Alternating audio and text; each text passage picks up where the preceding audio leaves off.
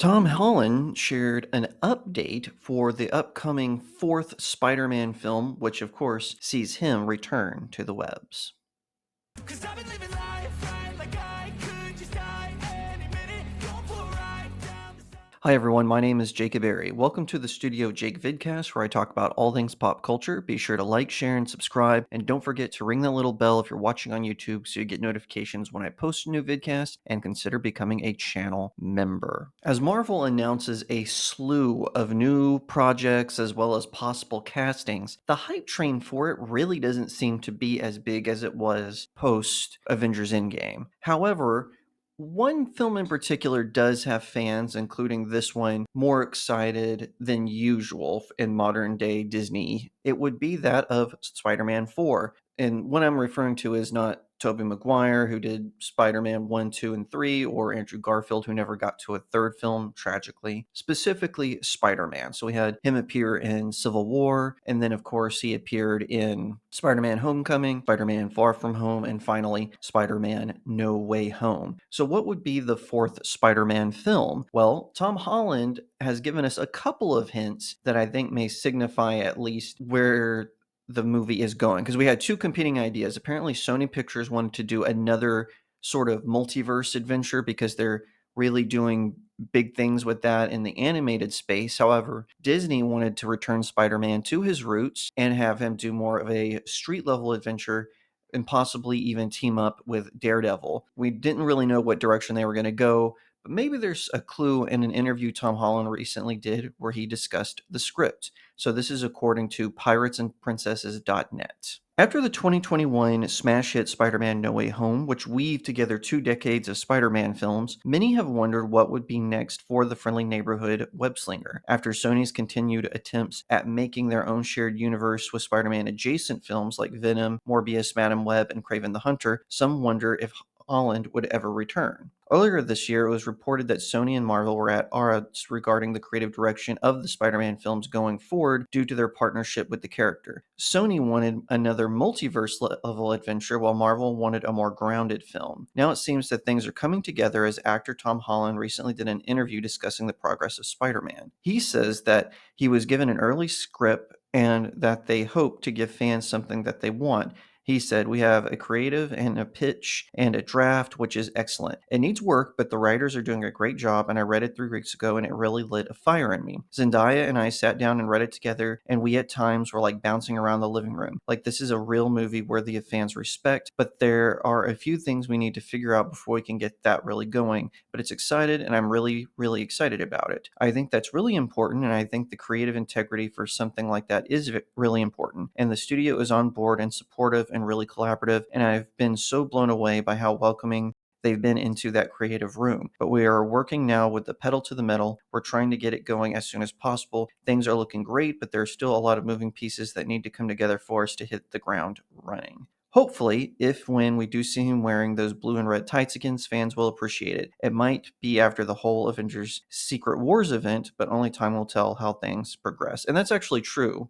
And more on that in a second, but I want to thank Pirates and Princesses for putting together this report. Head on over to piratesandprincess.net, where they have all kinds of amazing news on places like Universal as well as Disney. So what does this mean? Reading that, it seems to me that they're bringing back Zendaya, and she, of course, plays Michelle Jones, MJ. And I really think it's interesting because I didn't mind her character so much. I do wish that they would bring in one of Spider-Man's girlfriends from the comic books. But if they're bringing her back, it appears they're going to stick with her. She did recently do a pretty well received, at least critically, film, the one with the tennis player and the love triangle, which ends really weirdly apparently. But all that to say, I think that Zendaya is a decent actress. Like I said, I would prefer it if they brought in a comic book character, but if they want to make sort of the MCU Spider-Man look unique, I get why they want to just give him a girlfriend that is their character. I was kind of hoping that Spider-Man would start appearing in Sony's universe because they keep doing these villain spin-offs, but really only Venom has worked out. No one cared for Morbius, no one cared for Madam Web. Kraven the Hunter, the trailer is at least good, so I'm not going to say that I think it'll be bad, but considering the track record that Sony has done where it's very 50-50, I'm not so sure. I would like to see them build up, introduce all these characters, and then do sort of a Sinister Six movie where they finally bring in their Spider-Man. Now, if I was Sony, I would just put aside the live action films and I would focus on my animated films because those are doing really well for them. I didn't like Across the Spider-Verse as much as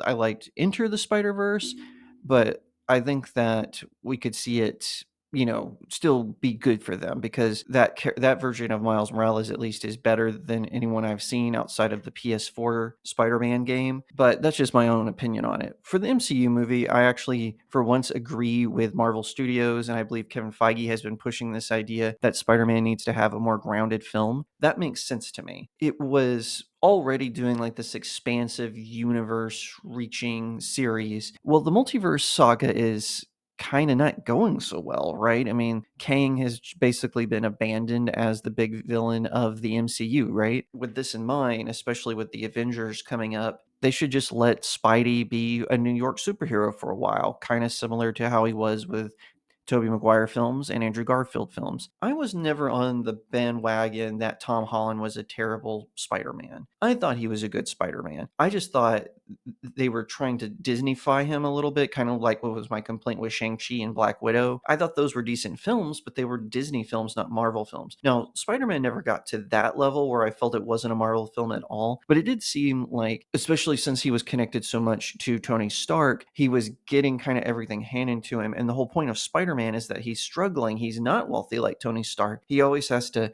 scrap and steal inventions from his villains and dumpster dive and go to thrift stores to get the kind of technology that he needs to be Spider-Man. That was one of the reasons why I didn't really care for it. And I even remember one YouTuber that I watched would call him Iron Boy instead of Spider-Man. And I disagreed with that. I still thought that Tom Holland maintained enough of the sort of the comic book version of Spider-Man where it still felt like I was watching a Spider-Man film. And he was a decent Peter Parker and a decent Spider-Man. I did like the crossover nature of the Spider-Man film. So Spider-Man Homecoming, it's a crossover with Iron Man. Spider-Man Far From Home is a crossover with Nick Fury and Mariah Hill. Spider-Man No Way Home is, of course, a crossover with Doctor Strange. So I did think that was cool because it let us see certain corners of the MCU that we weren't privy to.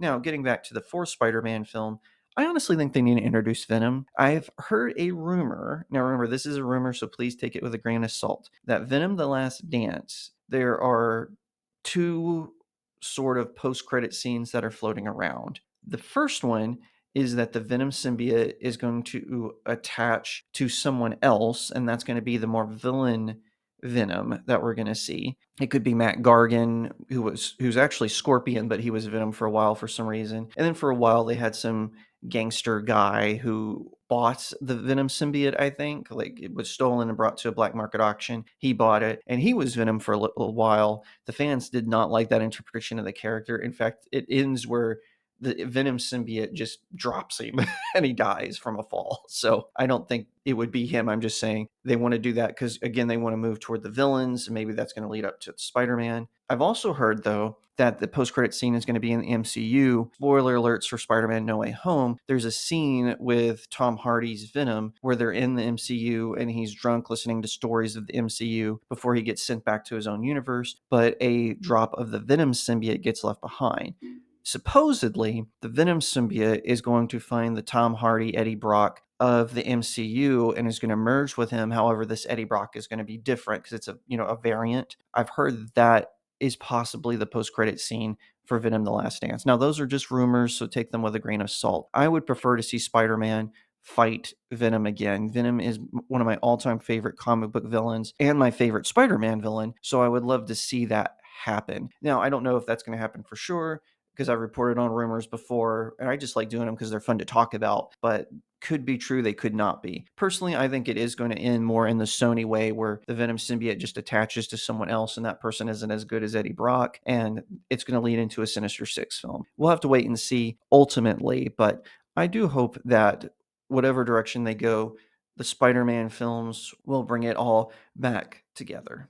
If you liked that video, be sure to give it a like, share it out to all your friends, let me know what you think about the video in the comment section below, and subscribe. For watching on YouTube, ring that little bell so you get notifications when I post a new video, and consider becoming a channel member where you get all kinds of exclusive perks. If you don't want to support me on Big Tech, click on the link to my locals community. It's in the description of this video. You can sign up for a subscription, or you can give me tips on the articles I post there, including some exclusive content. You can also pick up one of my novels on Amazon. I've got Cacophony, the Seven Royal series, and my latest novella, Blessed Child. Grab one, leave me a 5-star review. It really helps out small indie creators like myself. Once again, thank you so much for watching, and I'll see you next time right here on Studio Jake.